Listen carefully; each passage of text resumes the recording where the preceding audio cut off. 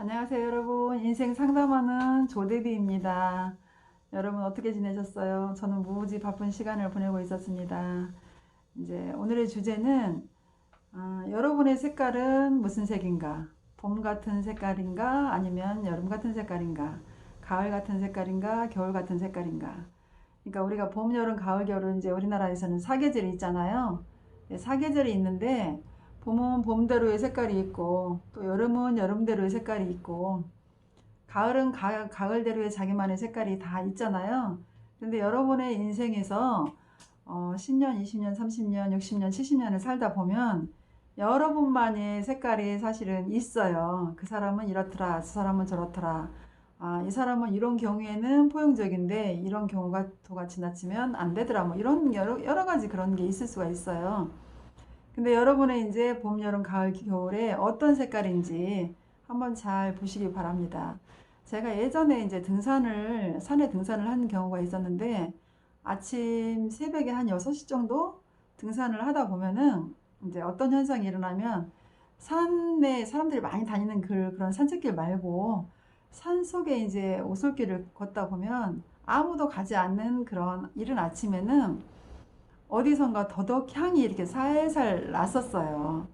그러니까 더덕 향이 나니까 여기 더덕이 있구나. 그리고 제가 이제 걸음을 멈춰가지고 거기에서 더덕이 어떤 건지 이제 더덕의 이파리는 저는 잘 몰라요. 근데 더덕 향이 나니까 거기에서 이제 더덕이 뭔지 찾아봤어요. 근데 한참을 한 5분? 4, 5분? 그렇게 이제 있으면서 더덕이 어딘지 구석구석 이렇게 쳐다보고 있는데 처음에 더덕 향이 났을 때는 그때는 났었는데 한 내가 4, 5분 정도 있다 보니까 더덕 향이 싹 사라지고 없었어요.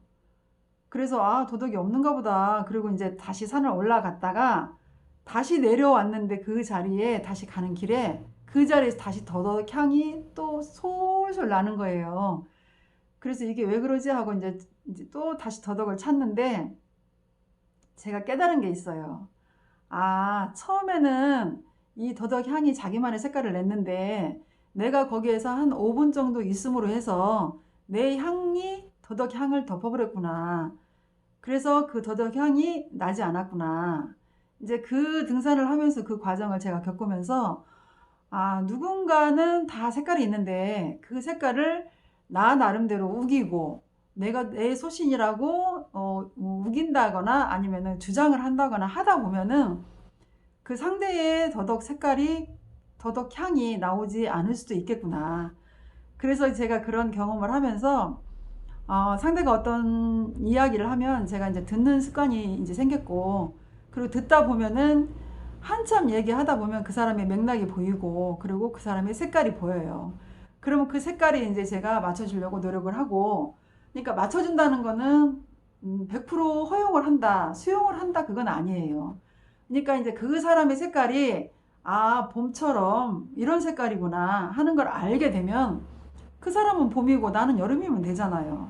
그러면 그게 맞춰지면은 그게 하나의 그냥 이렇게 완성이 되는데 대부분 그런 거를 이제 알지 못하면 어떤 현상이 일어나냐면 너는 봄이야. 근데 왜 봄이 여름한테 안 따라와?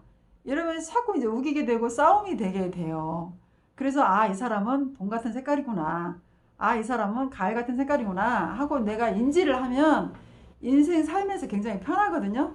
근데 이제 인지를 못하고 이 사람이 이런 사람이구나 저런 사람이구나 하고 이제 부정적인 생각을 갖다 보면 관계가 굉장히 껄끄러워지고 관계가 안 좋아지고 그러면 결국은 그게 나한테 이제 오게 되고 나의 스트레스로 오게 되더라. 그래서 여러분들이 주위에 이제 인간적인 그 삶에 그런 모든 것들이 있는데 부모와 자식 간에도 문제가 있고요. 그러니까 내 아이가 성격이 이렇구나. 이런 생각을 가지고 있구나. 그걸 충분히 이해를 하면 거기에 따라서 이제 부모인 내가 아무래도 아이들은 하수고 부모들은 고수일 거 아니에요. 그러면은 하수한테 고수가 맞춰주는 거지 하수가 고수한테 맞춰주진 않아요. 그러면은 여러분들도 지금 뭔가를 하고 계시잖아요. 직장 생활을 하든 뭐 자영업을 하든 아니면 큰 회사의 회장이 되셨든 여러 가지 일을 하실 건데 부모가 자식한테 져주잖아요. 그게 왜 그러냐면 몰라서 져주는 건 아니에요. 그냥 하수니까 져주고, 그리고 부모가 자식보다, 자식이 부모를 사랑하는 것보다 부모가 자식을 더 많이 사랑하기 때문에 져주는 거고, 그러면은 여러분들의 그릇이 종직이냐, 아니면 밥그릇이냐, 세숫대냐에 따라서 여러분이 폭이 클 거면 적은 사람을 감싸줄 것이고, 폭이 크면 큰 것만큼 또 물도 많이 담아졌을 것이고, 그래서 오늘의 이제 주제는 제가, 여러분들은 어떤 색깔을 가지고 계세요? 그래서 주변에서 조대비 이러면은 그 사람은 이런 사람이야 하고 판단이 날 정도로, 제 인생이 한 50대 정도 되면 그런 인생의 판단이 쓸 때라 생각해요. 그래서 제가 40대하고 50대하고 경험을 해보니까 40대는 한 20% 정도의 이제 불안감이 좀 사실은 있었어요. 왜 그러냐면 남들은 정말 잘 사는 것 같은데 나는 그렇게 못 사는 것 같고, 남들은 막 정말 잘 나가는 것 같은데 나는 잘 못 나가는 것 같고, 이런 생각이 우리가 사실은 많잖아요. 그리고 친구들하고 자꾸 비교도 해보고. 근데 제가 50이 넘으면서 내 인생은 내 건데 왜 내가 남하고 비교를 하면서 사는가. 그리고 이제 내 색깔은 이런 색깔이야. 그러니까 내 색깔대로 찾아가려고 노력을 하고, 그리고 내가 어떤 일을 맡았을 때, 우리가 이제 직장을 다닌다거나 이제 가정에서도 남편 탓을 하고 자식 탓을 하고 자꾸 탓을 하잖아요. 그리고 직장에 다니면서 보시면은 또 상사 흉도 보고, 뭐 사장이 뭐 어떤 애 저떤 애 하면서 이제 흉도 보고, 물론 이제 흉도 볼 수 있어요. 근데 그 흉을 보는 걸로 끝나는 게 아니고, 내가 그 회사에 어떤 도움을 줄까, 내가 어떤 색깔로 그 회사의 색깔이 만약에 파란색이다 그러면은 그 회사의 파란색에 나도 맞춰서 가려고 노력을 하고, 그러다 보면은 거기에 이제 전문적인 지식이 나도 모르게 생기거든요. 내가 예를 들어서 어떤 커피숍을 하고 있어요. 그런데 대부분 제가 이제 가게를 하고 있을 때, 저희 지역이 도시 대생이 되면서 막 땅값이 막 오르고 집값이 오를 때가 있었어요. 그러니까 이제 제가 거기서 오래 이제 장사를 하다 보니까 그 주변에 이제 커피숍을 하고 싶어 하시는 분들이 굉장히 많이 오셨어. 그래서 저한테 이제 이 근방에서 커피숍을 하고 싶은데 어떻게 생각하세요? 하고 물어봤을 때, 제가 10명이면 10명 다 하지 마세요 얘기를 했었어요. 그게 왜 그러냐면은 내가 이분들하고 대화를 한 10분 정도, 15분 정도 해보면 이 사람이 커피숍으로 성공을 하겠구나, 성공을 안 하겠구나 하는 게 대충 나와요. 왜 그러냐면 커피숍을 한다는 얘기는 일단 커피를 판다는 얘기는 그 커피에 대해서 내가 알아야 되고, 커피를 물의 온도를 어떻게 끓여서 어떻게 냈을 때 커피 향이 어떻게 된다는 거는 기본적인 거를 알아야 되고, 그리고 커피를 손님한테 판다는 얘기는 손님이 내 집에 온다는 얘기잖아요. 그러면 내 집에 손님이 온다는 얘기는 나의 색깔이 있어야 내 손님이 단골 손님이 되는 거거든요. 그런데 그냥 남이 하듯이 그냥 커피숍이 편하니까 그렇게 해서 많이 차리게 되면 100% 망한다는 얘기죠. 그러니까 나의 색깔이 있어야 되는데, 제가 이제 골동품을 할 때도 그 고수 사장님의 집에 왔다 갔다 하면서 골동품에 대해서 제가 이제 이런 거 저런 거 공부를 많이 가르쳐 주셔서 했는데, 제가 옹기를 만약에 판다 그러면 이 옹기가 만들어진 과정, 그리고 옹기가 어떤 흙으로 만들어졌는지, 그리고 어떻게 유약을 발랐는지, 그리고 이 옹기를 만들 때 어떤 손질에 의해서 이렇게 발라졌고 어떻게 됐는지, 그리고 옹기가 색깔이 어떤 색깔은 붉은색인데 어떤 색깔은 또 백토고, 근데 왜 백토가 나왔고 어떤 색은 붉은 황토가 나왔고, 이런 거에 대해서 기본적으로 싹 다 공부를 해야만이 내가 손님한테 그 옹기를 팔을 때 자신있게, 손님 이거는 산청에서 나온 백토예요. 이거는 백토는 도자기를 만드는 백토인데, 이 백토로 옹기를 구웠을 때는 이런 색깔이 나와요. 이러면서 그 자신감 있게 그 정보를 싹 줬을 때, 손님의 선택은 손님의 몫이거든요. 근데 이제 우리가 이걸 손님이 왔으면 그냥 팔고 싶은 마음이 우선 앞서는 거예요. 그러다 보니까 가격이 왜 옹기 가격이 10만 원이 결정이 됐는지 20만 원이 결정이 됐는지 100만 원이 설정이 됐는지에 대해서 얘기를 안 하고 이 옹기는 50만 원이에요. 그렇게 얘기만 해요. 그러면 손님은 옹기에 대한 정보를 얻지 못하고 50만 원이라는 생각이 너무 비싸다고 생각하니까 20만 원만 하세요 하고 이제 반절을 이제 깎는단 말이에요. 그러면은 거기에서 금액에서 자꾸 실강의를 하다 보면 손님도 지치고 나도 지치고 그런 상태가 와요. 그러면 내가 50만 원을 얘기를 했을 때 손님한테 이 아이는 어찌어찌해서 만든 옹기고 어디에서 무슨 흙으로 만든 옹기인데 이래이래한 용도가 있고 이래이래한 용도를 거쳐서 여기까지 왔고 이렇게 됐기 때문에 이 50만 원이 형성이 됐어요 하고 말씀을 하시면 손님이 거의 90% 정도는 수긍을 하세요. 거기에 나머지 10%는 수긍을 안 하시고 막무가내로 이제 하시는 분들이 계세요. 그런 분들은 내 손님이 아니기 때문에 판매를 안 하면 이제 그만이에요.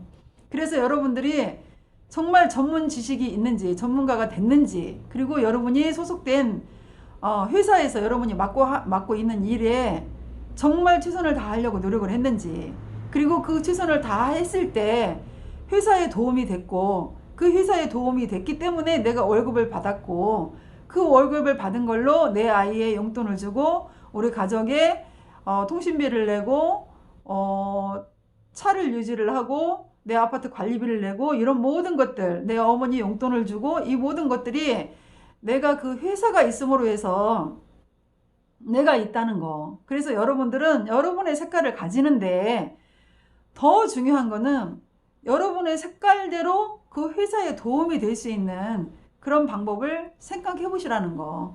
그리고 그렇게 생각을 해봤을 때 그거를 실천으로 옮겨보시고 그리고 여러분이 지금 맡은 부서 판매면 판매 아니면은 홍보면 홍보 모든 것에 여러분이 맡은 부분이 있을 거예요.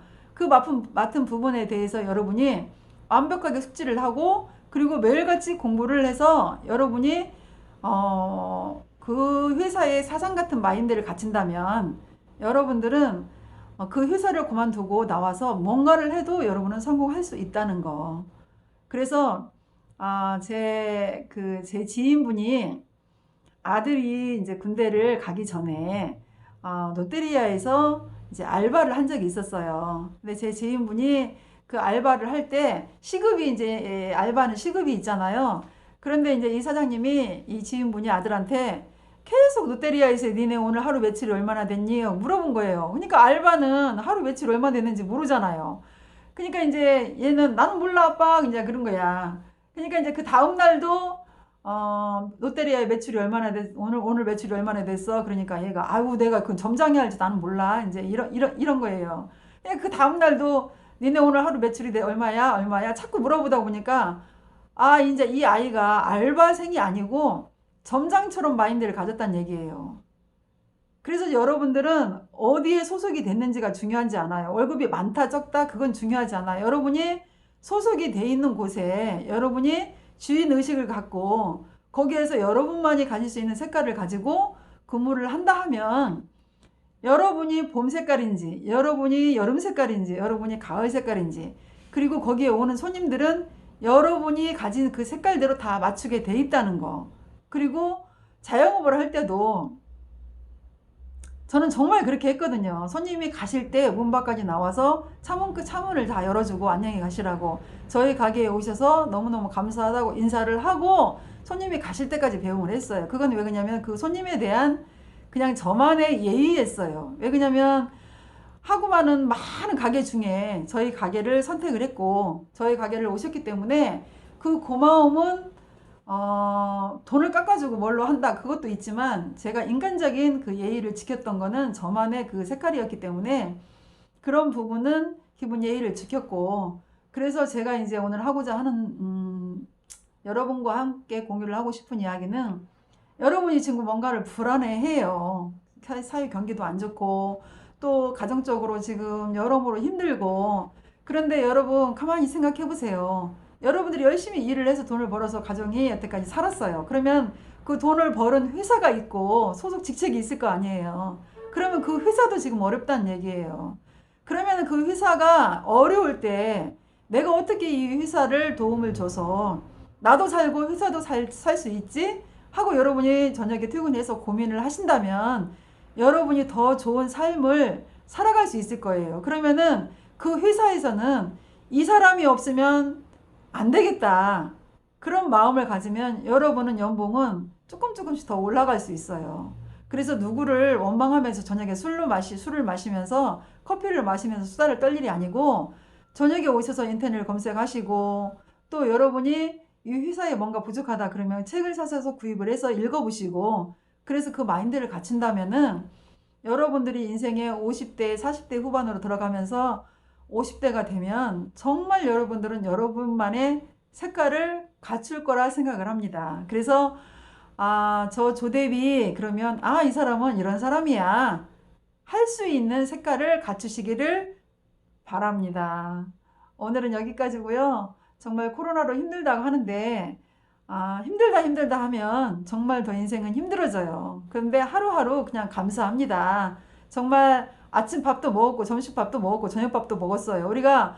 우리 부모 세대들이 6.25 전쟁도 겪었잖아요. 그때에도 내 자식을 총이 날라오는 그 속에서 내 자식을 살리려고 내 자식을 먹이려고 고생했던 내 부모들이 계셨더라. 그래서 그 부모들처럼 힘들진 않지 않냐.